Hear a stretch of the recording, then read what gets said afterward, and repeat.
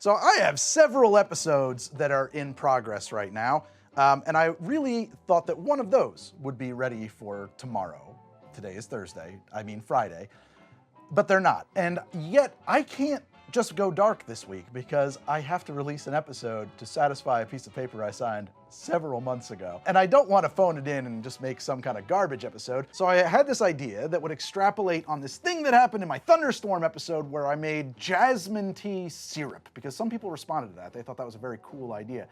And it occurred to me that an episode exploring unusual syrups and how to make them from different kinds of extracts would be a worthwhile episode. But extracts take a lot of time to make, and I needed to get this episode done inside of 48 hours from conception to delivery, which means really 12 hours. And so I don't have 24 or 48 or 36 or whatever hours to let an extraction run in one of these percolators. This is called a percolator or a dropping funnel, and I have 3 of them, and I use them for extractions all the time. You make a little filter package down here with cotton and sand, and then you put in your solute, which would be gentian root, cassia root, juniper berries, anything you want, and then you put an equal amount of solvent on there, usually ethanol or some percentage of ethanol and water, and you let it sit. And when it's done, you open up the valve and out it comes. That is a technique that I learned from watching Darcy O'Neill. Thank you, Darcy. And for example, you can make with it an extract of ginger. You get this, and then you add 30 mils of this to a liter of syrup, 3-2 in this case, and it will make for you the best damn ginger beer you've ever had. If you want to learn how to make that ginger extract, please watch Darcy's channel. He's great. His videos are so inspiring to me. The whole HTD lab wouldn't exist without Art of Drink, so thank you, Darcy. So what if you don't want to spend 24, 48, a week waiting for an extract to develop in its solvent? What if you don't want to do that? What if you have to be quicker? Aha! This guy. This is an ultrasonic cleaner, usually for engine parts and the like, or perhaps highly soiled clothing that you want to get clean, jewelry, watches, or get your GED. And the way it works is that there's an ultrasonic transducer, or a number of them in there, that shake this water super hard and super fast, and it causes microscopic cavitation that explodes and penetrates stains and whatever else you want to clean off of a carburetor or whatever. But it also does the same thing to vegetable and root and all those kinds of things. And so what that means is that apparently something like this, which is a 240 watt sonic demon, will take 24, 48, maybe more hours of time in a percolator and turn it into 30 minutes. We're gonna find out. I'm gonna do a bunch of extracts in this, and then we're gonna make syrups and liqueurs from them. I think that sounds pretty cool and exciting. I've got enough room in here for 6 of these little 300 milliliter beakers. First off, I love that right away because the way these are set up, I can measure my solute and my solvent in here directly. I don't need to have an intermediary container to like measure by volume and then measure by weight and then combine. Like I can just put this on a scale and we're gonna be done in 1, which I'm very excited about. And so since I can do 6 all at the same time, very exciting, here's what we're gonna do. One of the things I've always wanted to make a really cool extract of, black pepper. I love the taste of black pepper. Very exciting to me. See what we can do with this, right? We're gonna do cacao nibs. We are gonna do cacao nibs, and I'm gonna use this to make my own chocolate liqueur, creme de cacao. We're gonna do Earl Grey tea, which, I mean, honestly, this is overkill for Earl Grey, for any kind of tea, but what the heck? Let's test this whole process out and see what we can do. We're gonna do quassia. Quassia is supposedly like the most bitter of bittering agents ever. And every time I've attempted to do an extract from it, my extract stunk. And I've done extracts that I've let go for days and days and days, and it still just tastes sort of like wood. Doesn't taste very bitter at all. So I'm gonna see if this guy will do any better. And we're gonna do another trick as well to get this stuff broken up, because you can't just put big chunks of wood in there and expect a very good extraction. And then kind of as a control, we're gonna do gentian. Gentian is probably the main bittering agent in things that are bitter. Gentian is like the standard clean bitterness that you would add to bitters. It's in probably every bitters on the market. It's probably some of it is in most tonics, like it on and on and on and but it extracts pretty easily. 24 hours in 60% ethanol will do a tremendous extraction on this. And so I have some really good gentian extract already. Let's see if 30 minutes or thereabouts is just as good as my really good gentian extract that I made. I think that'll be very exciting. So if this works, if I can do 6 extracts at a time, that is amazing. Because I want to do an episode on how to make bitters, but to make bitters, you have to make a palette. You know, to make bitters the way I want to make bitters, you have to make a huge palette of extracts and blend them. And that's just so time consuming. It's like, I'm looking at this episode, it's gonna be, oh, it'll take me a year to finish all of this. But if I can do 6 at a time, we're in business. Hey guys, Future Greg here. I'm actually editing this episode right now, and it's long. It's long enough. What I'm removing from this section of the edit is a very lengthy piece about me measuring. So let's just cut to the chase. There are 6 things that we're going to be extracting. They are black pepper, they are gentian, quassia, Earl Grey tea, cacao nibs, and a weird wild card blend of some dried orange and dried grapefruit peel that I had left over. Okay, so you take your sonic bath, and we're gonna just put our jars straight in there, our beakers, I should say. I was a little surprised by this when I looked into it. Apparently, this is basically the best way to do it. You can do a sous vide bag. That's also apparently pretty common. I don't have the right kind of machinery to do that. You need a chamber sealer, and I only have the extraction sealer kind. Cambro would be a mistake because the plastic is not gonna do a good job of transferring sonic cavitation vibrations into our extract. The glass works really good. I'm gonna add this water to this sucker. I wanna keep the water level of the bath pretty close to the top level of our things that we're extracting. So, we see the problem. This gentian wants to float. That's a shame. It's just gonna have to get more and more dilute. There we go. So I want to cover these, but I don't want them to be airtight because I guess there is some possibility that we're going to get a lot of ethanol vapor from the agitation and maybe from if this starts to get warm. And so I don't want to seal them, but I don't want them to be wide open because I don't want all of my extract to escape. What I'm going to do is I'm going to take filter paper and I'm just going to wet it and lay it right on top. That'll do, I think, a good job of preventing all of my ethanol from drifting away in the event that we have a lot of evaporation going on. It'll also allow enough of it to escape that there won't be a pressure buildup and an issue with that. I was discussing this whole project inside of Darcy O'Neill's Discord. That's Art of Drink. You should check him out. Darcy brought up, hey, one thing that you should consider is static, because heat is not likely to ignite ethanol vapors, but a static discharge is. So he suggested get yourself a anti-static wristband, which just sort of grounds you. I don't even know if it has to be on your wrist. I think it could just be attached to your body somewhere. Clip to something grounded and prevent static discharge. Hello, friends. I'm here to talk to you about the dangers of not sleeping. Now, I know your friends in school all seem to think that sleep is for wet blankets and squares, but I'm here to tell you that the only real square is a cat who's not down with sleeping. That's why here at HTD Fine Oranges Limited, we're proud to partner with Helix Sleep to bring you this important message. Sleep and you. Now, when I say sleep, you might imagine one of those stores run by old fogies who don't have a hep bone in their body. Well, cats, that's just bunk, because with Helix Sleep, you shop right from the comfort of your own home. No mattress store needed at all, which leaves more time to swing it with the heps down at the drive-in. Oh, and don't fret, Helix isn't some Johnny-come-lately either. There's a whole lifetime warranty. That's all the warranty you need. Jovial laughter. When you buy a Helix Sleep mattress, it'll be delivered directly to the front door of your pad, rolled up snug in a box, waiting to whisk you off to sleep like a magic carpet to the land of Nod. Oh, and kids, just like good hygiene, sleep is fundamental to a growing body like yours. Don't neglect it. Now, I know old geezers like me are always telling you kids that you're lazy. Do your homework. Take out that trash. But Helix is hep. They think being lazy is boss. In fact, they'll do your mattress shopping for you. Through the use of a simple quiz designed with the latest in technology, they'll match you with the perfect mattress for your very own sleep type. Pause for emphasis.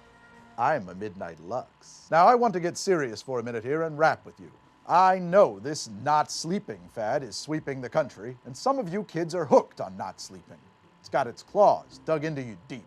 You're trying to kick the habit, but you're not quite ready to commit to a whole mattress. Helix wants to help.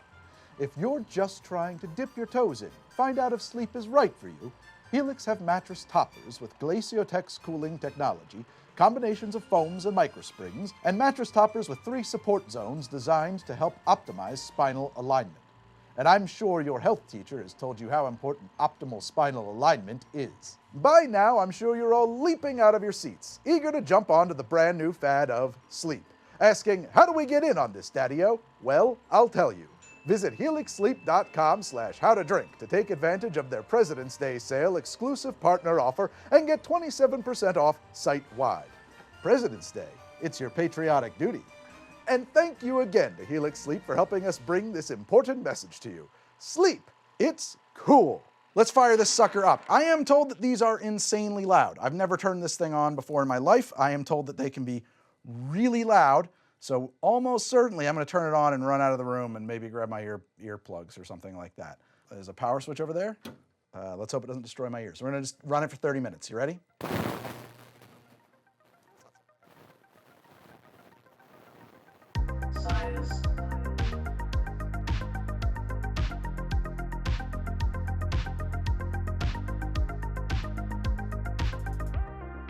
So this thing is finished. I actually ran it a little bit longer than 30 minutes because I had to tuck my kids in and I figured, well, I'll just leave it run. Because it is 10 o'clock at night now. My kids stay up way too late. And I learned a couple of things while I was running. Water depth in the bath isn't optional. It has to be deep enough for all of the transducers to be submerged or it won't work right. So I had to bring up the water a lot and that caused these little dudes to start floating. But it was fine. They didn't have to go anywhere. And then the other thing was, I was like, is this thing really working? And I looked it up. Apparently you can put in a piece of tinfoil, and if the tinfoil starts to fall apart, yeah, it's working. And my tinfoil fell apart. My tinfoil fell apart, so it's working. It's working good. There that is. The busted up tinfoil, completely dissolved. There's like tinfoil everywhere in here. What we have to do now is actually take these out of the bath and filter them so that we can actually see if we have good, strong extracts here, and we'll see. And if we don't, that's not good. If we don't, I don't know what I'm doing with this episode. Oh boy. I'm very impatient. So I have a vacuum filter. I don't got time to wait for things to go through a coffee filter and a funnel and just like take forever. I need to be moving. This is one of my favorite bar tools ever. Bar tools. I absolutely love this. I have several different versions. I think this is my favorite one. This is a Buckner funnel. I think this is technically a Buckner. It has this fritted glass surface here you put a filter on top of, and it's universal, so this will fit into any piece of 2440 laboratory glassware. Makes a good seal. You can make a better seal if you put a little vacuum grease on there, but you definitely do not need that for anything I'm doing. And then I have this cheapo Labfish vacuum pump. It's a VP10L. I mean, cheapo. It's probably $100. I don't know. It's loud as hell. I hate it. I want to put my vacuum pump in like the basement and then run a line up here and have it on a remote switch. But it does do the job. So let's filter this stuff out. You just put that dart on there. Take one of these. What I like to do is I fit the paper down in there, and my paper does seem like it's just slightly too big for this sucker. I don't know. And then I squirt it with a little bit of ethanol to just get it to seat and make a good seal. It's a wash bottle. These are super handy. And every time I say ethanol, just hear full strength Everclear. That's what I mean.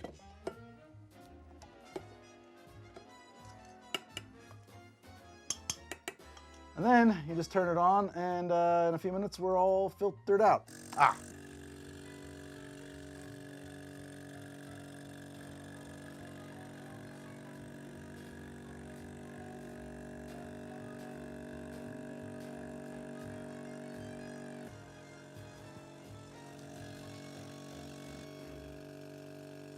Now I think we should institute a montage.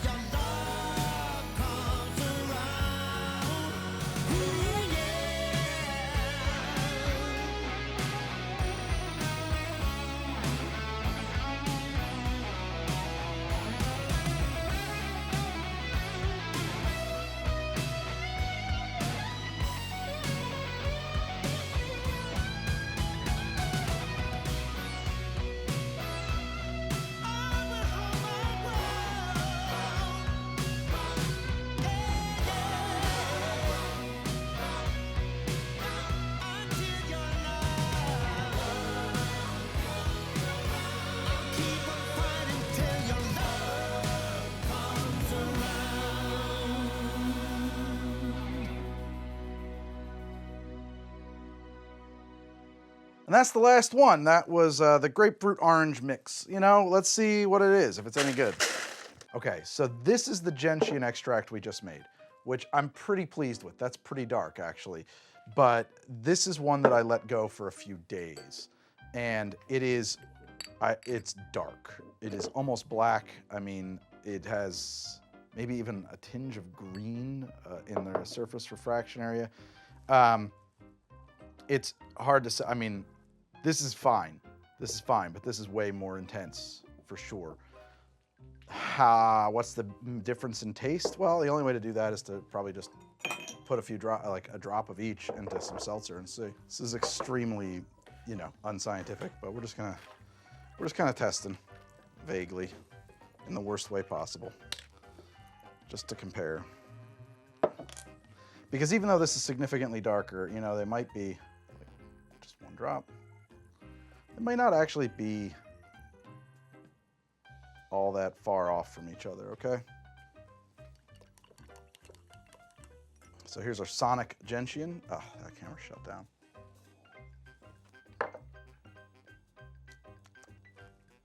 A solid, metallic, bright, bitter earthiness. And this is the older Gentian I made.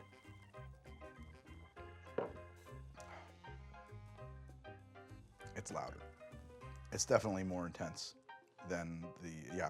Okay, so certainly way better than 30 minutes of extract time, because I mean, 30 minutes of extract time, this would look like light tea.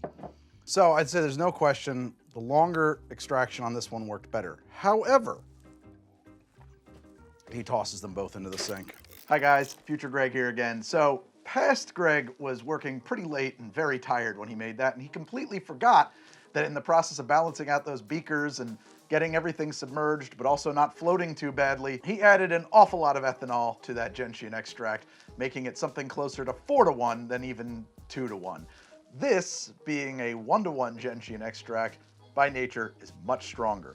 This being probably 4-to-1 or something, I really wasn't taking notes, unfortunately, is remarkable, because that is a very deep color made in 30 minutes. This is a huge win, and I can't wait to do it again and better. This is a quassia extract I made previously, and I do mean quassia. Sometimes people say like, oh, you mean cassia, like cinnamon? No, I mean Quassia. I don't know what the heck that stuff is, I just know it's a good bitter. But this is I made this a while ago, and you can see the color stinks.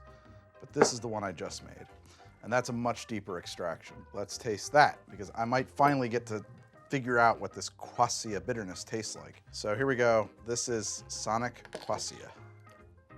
And I'm just putting in like 2 drops.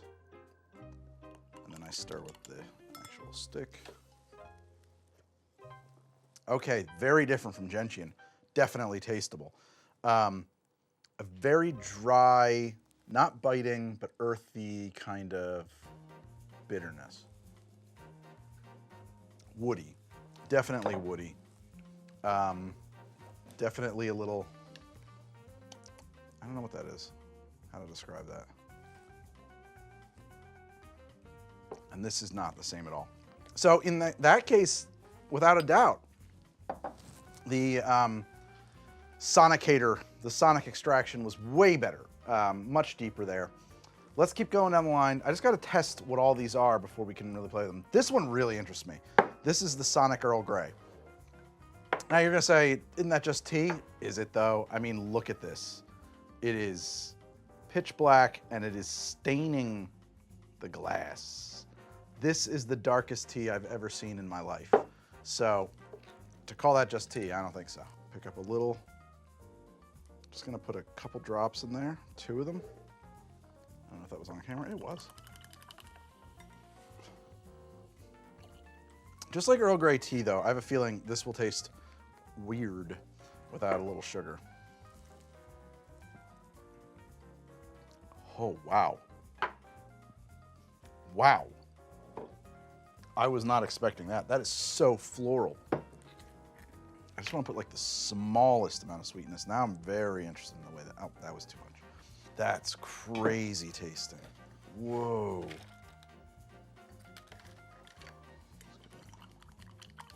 So that was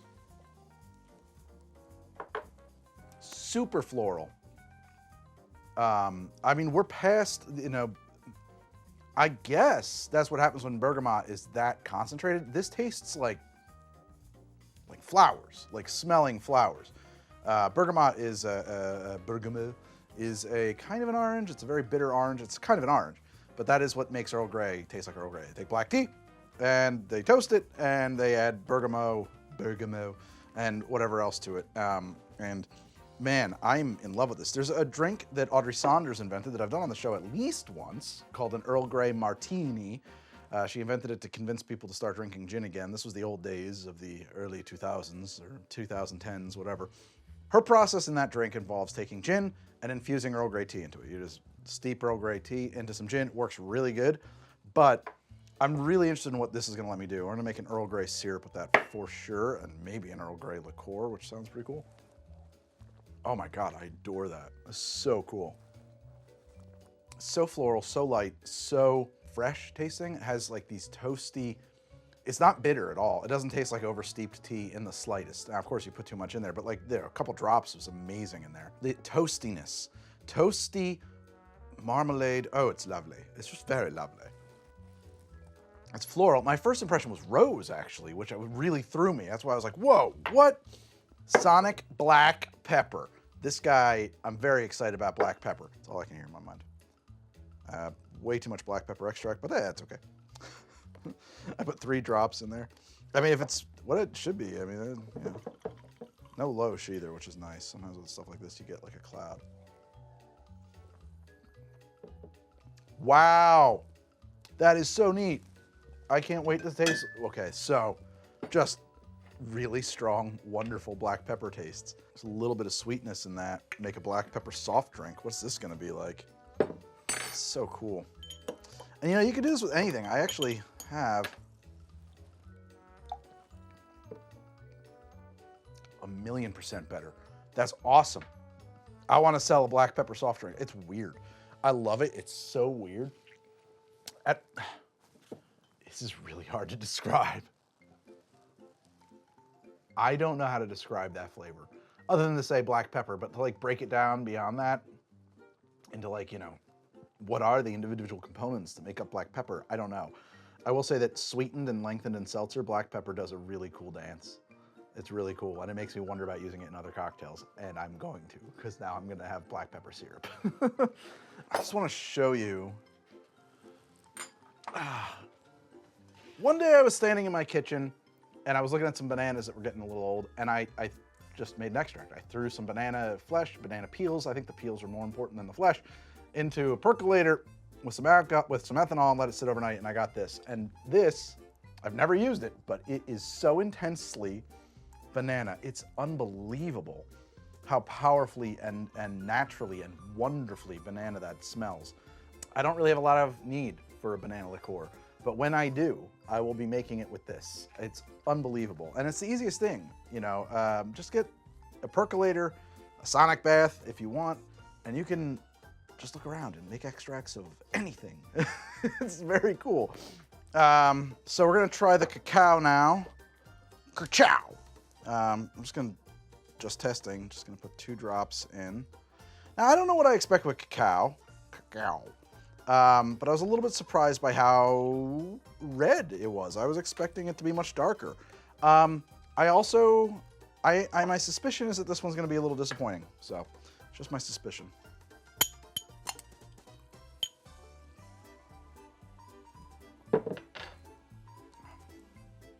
Yeah, but maybe it'll transform with sugar in it.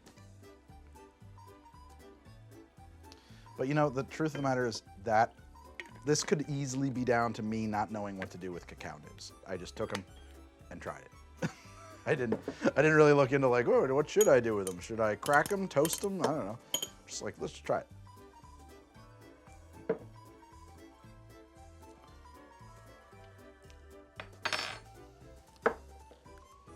Just try more. I mean, I'm not really getting anything. So maybe that's a bust. I'll just go crazy there, like a lot. Just a lot, just to see if we can taste anything.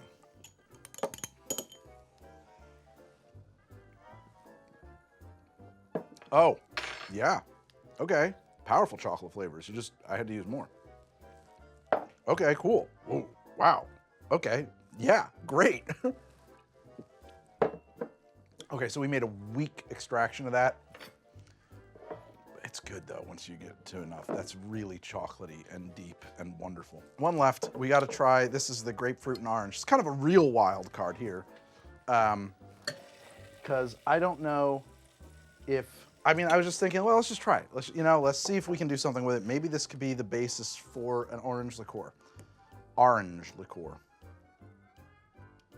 4 little drops in there. Try it neat. No sugar. Intense orange, wow. And grapefruit, okay. Let's see what happens when you sweeten it, because right now, really all that's in there is aromatics. Aromatics is like the stuff that you can, aromas, really, right? But that's not what flavor is. Flavor is a combination of aromatics and taste. They're 2 different things. So we need to put something in there for that to become a flavor. Sweetness is a good choice. Usually in cocktails, in most things, you want to add sweetness. Some things you add salt, then it's savory. It's okay. It makes for a pretty one-note orange soda. All right. What to do now? So, I came into this thing not knowing what I was going to do with these. I had vague ideas. I said, let's make some stuff. Let's see what we wind up with. I'm very enthusiastic about the Earl Grey extract and the black pepper extract. We can try to make a creme de cacao. And I don't really want to waste my effort on this, honestly. The grapefruit and orange thing. The gentian is going to go onto my shelf of other gentian extracts, but the new quassia, and I'm probably pronouncing that wrong, is awesome. I'm going to have this in my toolkit. It will totally replace this like bleh quassia, and that's awesome. So that was a huge win. Definitely it did a better job like immediately. So I've got 2 500 milliliter bottles of simple syrup. All I have to do now is just add the extract to them. How much do I add? It's a great question. I don't really know because we don't know the intensity of these.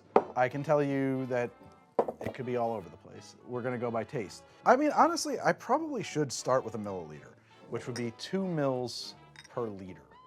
We should just see what that does before we jump to any other conclusions.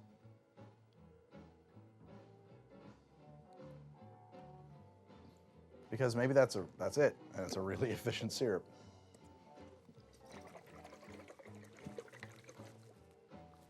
Good color. And we'll just give it a shot, see how it is. Earl Grey soda. Oh, wow. Yeah, 2 milliliters to a liter is awesome. That is perfect. I mean, you could definitely make it louder, but that is so good. So good. I want an Earl Grey soda now on the market. I'll tell you what, sometimes people ask me, Greg, can you do anything on non-alcoholic cocktails? And I'm always like, I don't really know what to do with it. Well, that's good. That's what you do with it. You make an Earl Grey something, and then you build a drink around that. That is so cool. That with a dash of bitters and a twist of lemon, mwah. I love it. Super potent Earl Grey flavor. You could double it if you wanted to. I don't think you need any more than, I think 2 milliliters per liter of syrup is perfect. If you go 4, fine. You can make it as intense as you want though. And that's what's so cool about this. And that's gonna make a lot of syrup and it'll last forever. And you can use it in bitters and whatever you want. And that's it. Now I've got all the Earl Grey extract I could ever desire in my entire life. That's not true. I'm gonna go through that quick. Whew, that's so good. Let's make the same assumption. We'll start there. Just 2 milliliters per liter. So 1 milliliter for this half liter for the black pepper extract. We'll see what that does.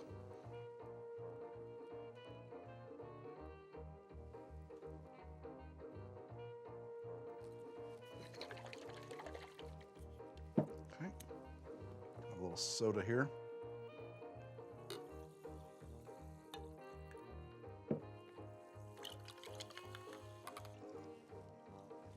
No, I think that should be stronger.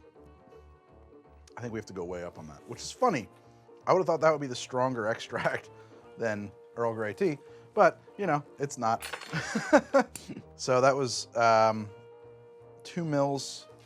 Let's assume 10 per liter, 10 milliliters per liter. So 2, 4.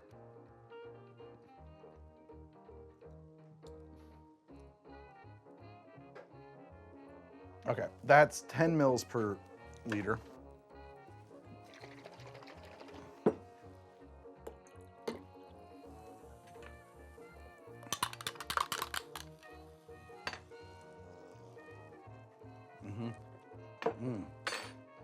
That's starting to taste like pepper. Honestly, I think you can go more. That's 2, 4, 6,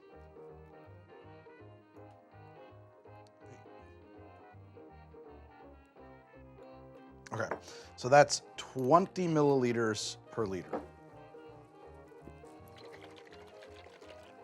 Just eyeballing it. I know. Not science. Not science. That's okay.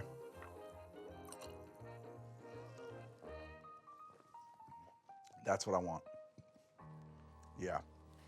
Intensely black pepper without being overwhelming. Weirdly, I think this would go great with mint. I really do. I think a black pepper mojito would be unbelievable. And I don't have any mint, or I would probably put that drink into this episode.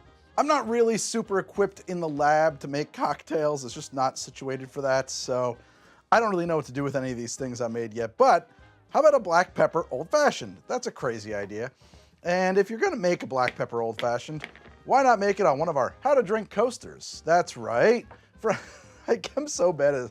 Guys, I made coasters. We've got coasters at HTD Shop. It's a collection of 5 coasters that are of unique designs that are pulled from the show, like sort of inside jokes, and also the How to Drink Wordmark, How to Drink the Ranger Greg, Always Wrong from the Customers Always Wrong series, and Shirt, which we'll talk about in a second, Greg's Grogs from the movie thing, and Macaca, Malort Aficionado, celebrating aggressive cocktails across America, which is now a pin that you can buy at HTD Shop as well. That's a pretty popular one. We might have to order more of those. But yeah, make yourself a black pepper old fashioned. Why not? I've never had one. I'm kind of excited about it. So my ice goes in. 2 ounces of making this drink up as I go. 2 ounces of Bottled and Bond Old Grandad. Black pepper is really kind of the feature here, so I'm going to go with a whole ½ ounce. Very sweet for an old fashioned. I don't think that matters to me. ½ ounce of black pepper syrup. 2 dashes. The first one was a dud. Angostura bitters. Good stir.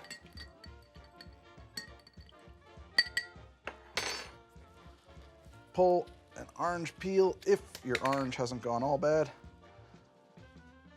Yeah, it's pretty dry, but whatever, it'll do. And let's see if this is cool. Oh, that's different. Wow. So, I mean, that's what's so neat about it. It doesn't even taste like pepper. It just pulls different things out of the bourbon. It tastes like chocolate. Toasty chocolate, lovely things happening in there. Faint notes of orange, baking spice. It's just nice. And yes, it belongs on a How to Drink coaster, which you'll get at HTD Shop. The other thing we got going on over there is the Always Wrong shirt, which we sold out of twice so far. We just got these back. I don't know how long they're gonna last. I don't know if we're gonna get them back again, but when they're gone, they're going. They're going. I love these shirts. It took me forever to find a partner that I felt good about working with.